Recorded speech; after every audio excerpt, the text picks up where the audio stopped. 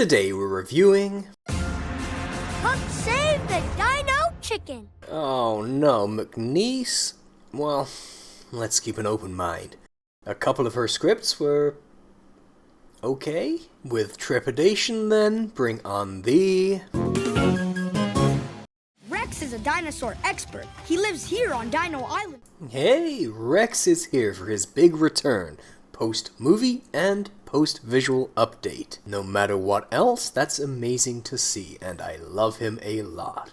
And look how cute he is with no uniform on. Let's Dino do this! Ah, he still says it. Cute. Though I do miss him holding his little dino pose. Rebel, Marshall, go help the Brachiosaurus family!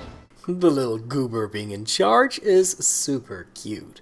Guess I got a little too excited to hear about your dinosaur report. I've started to really like Jesse Gervaisi as Marshall. He sounds great here.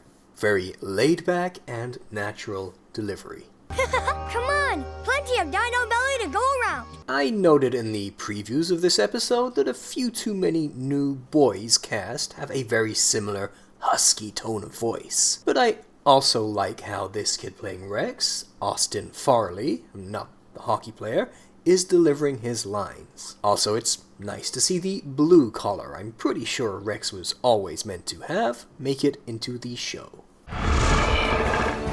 Oh no, that's Janice! Okay, I guess we get our first big Dino Movie spoiler. The Spinosaurus is in fact called Janice. Kinda love it. Janice, stop! Oh, precious, precious, precious assertive boy. I love him so much. Ah, what are you trying to do to my heart? Wow! While I'm sure its depiction in the movie will be much more impressive, even here in the show, Rex's treehouse certainly is spectacular. Puts the mother tree we just saw to shame. My friend Rhubarb came over to play Dino Disc. Aw, precious limp-wristed Marshall. I'm not sure if him having to explain to Rex who Rhubarb is will feel forced once we've seen the movie. I suspect it will, but it's gonna be cute seeing him. See that crest on the dinosaur's head? It makes things sound louder. I'm a bit ambivalent about this one. On one hand, it's cool that they're being a little didactic and teaching kids about the cool qualities dinosaurs have. On the other, the resonating chambers in Parasaurolophus's crests don't just make anything louder, only the very specific frequencies of their calls. So, good, showing interesting biology, but bad, not doing it accurately, and then basing a whole storyline on that. Rhubarb, playtime's over! Whoa! Marshall, look out! Whoa! Hey, Marshall tripping actually made sense for once. And both Rhubarb and Rex were nicely integrated into the repeated wipeout animation. Though I'm kinda getting on board with the fandom voices saying it would be nice if we didn't just get that same animation every single time. And Chickaletta, too! There's not a lot for Rocky to do, but he at least does get a couple of lines, so nobody is completely left out. I do enjoy Rhubarb getting a little place to ride along. Now, everybody say, dinosaur! Dinosaur! We saw it in the preview, but having a big group shot for the end of the episode is always a good idea, and looks adorable.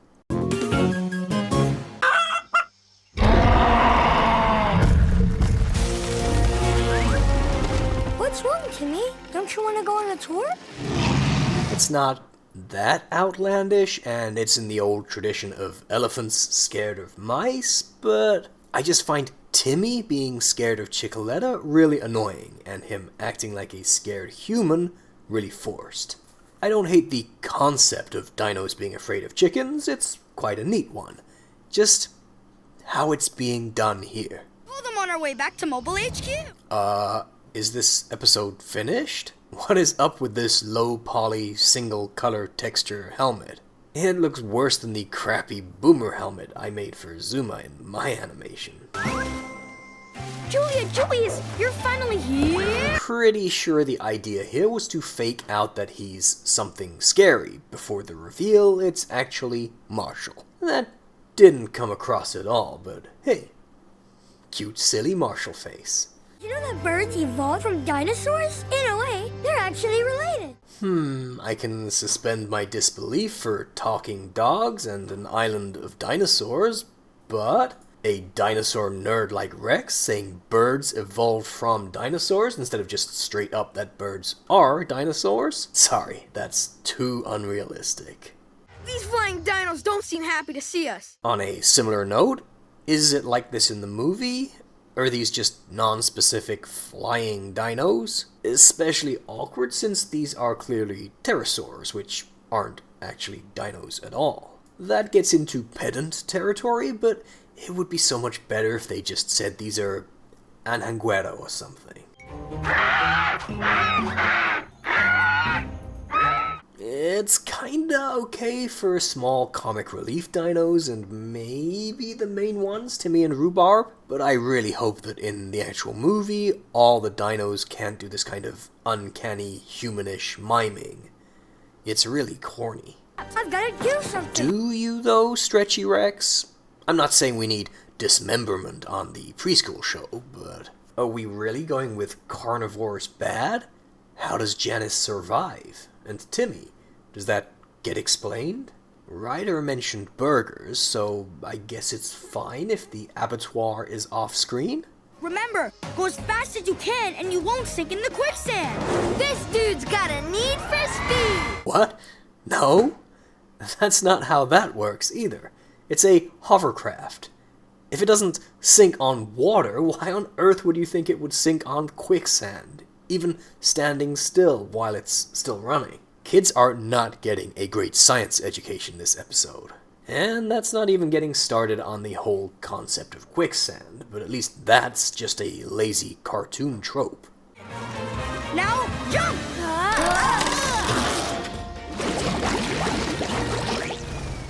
This whole mini-rescue was just super badly paced, clumsy, and awkward, with Zuma just ignoring the twins and them walking on a cable. It just made the PAW Patrol come across as really incompetent at their job. And catch that chicken! Alright, Mr. or Mrs. Animator. Maybe you didn't need to push that quite so far. Okay, we're in the clear. Better get going.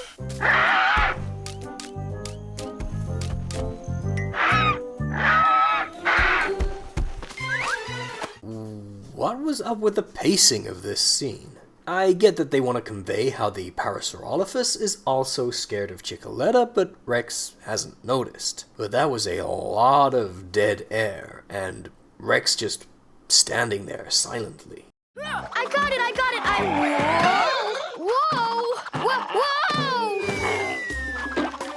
I feel they could have put a bit more effort into making Rhubarb's introductory shots on the show look and move a bit better. I'd love to stay and play, but, gotta go.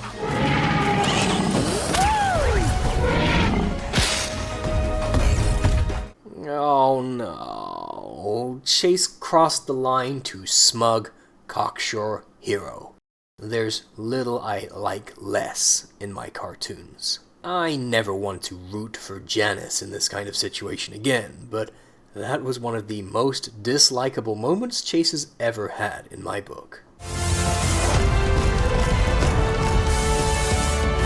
Rex! I found the deployments surprisingly lukewarm. There's just not much feeling of drama and momentum to them. Also, Timmy just randomly got over his fear off screen to show up here. If he hadn't, I guess Rex would have just face-planted. Zuma? No, I thought we were rid of it with the girl power era, but it's back. The cable from Sky that just passes through tree branches. Blah. Hurry, kids! They went this way! Even with Rex showing up and being amazing, this episode just has so much annoying human content, and so little of the pups. They're so sidelined we don't even see Zuma or Rocky until over 9 minutes in. Julius, that didn't hurt at all? If it didn't, I can't really imagine much would.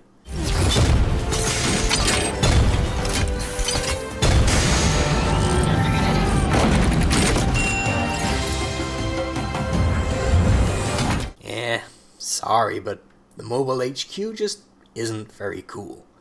Way less cool than the Dino Rescue HQ with its corkscrew tower. It just has cheap plastic toy vibes even in the show. The movie will probably make it look cool. Probably. And this thing is ugly as sin as well. That spiky Fisher-Price vibe?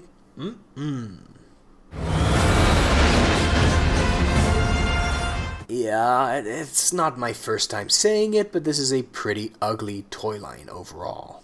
Wonder what the explanation for a huge dino-shaped rock formation is, too. Chase is on the case. Let's dive in. No dino-specific catchphrases? Are we even treating this as a sub-series? All right, Paw Patrol is on a roll. This isn't episode-specific, but I kinda hate Ryder's Dino Movie outfit. It looks like he wants to be in a 90s home fitness VHS tape. I think I got her attention. Good work, Chase. I find Ryder's errant lack of concern that Chase is now being hunted by a Spinosaurus a bit disturbing. I can't do this without you, buddy. So are you ready to be brave and save the day? This is the main missed opportunity. Rex is supposed to be comforting his buddy and giving a rallying speech, but it's just so superficial and perfunctory it just falls flat. What a shame. I wanted so much to love Rex's return to the show, but this was kind of bungled, I feel. The easiest layups were impossible to fumble, Rex being here, the dino setting, Rhubarb, and Janice, but Pups Save the Dino Chicken, renamed at some point from Pups Save the Dino Tour, was just a bit of a turgid mess. I didn't hate the fundamental idea of the dinos being surprised by a chicken noise and scared, even if Timmy's reaction was a bit too much.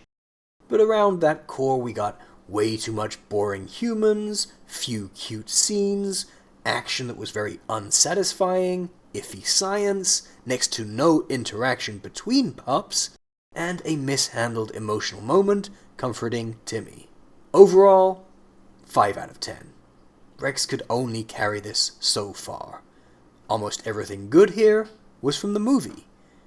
I'm not a big fan of McNeese's writing, and this one gets added to my reasons why. Alright, this was a bit of a surprise release. Just yesterday I was saying we probably won't get this for a few months until much closer to the movie's release, but I guess what got agreed upon was that they would hold off until after the trailer. While it's great news, that means we get more episodes, and hopefully we'll get more on Dino Island yet.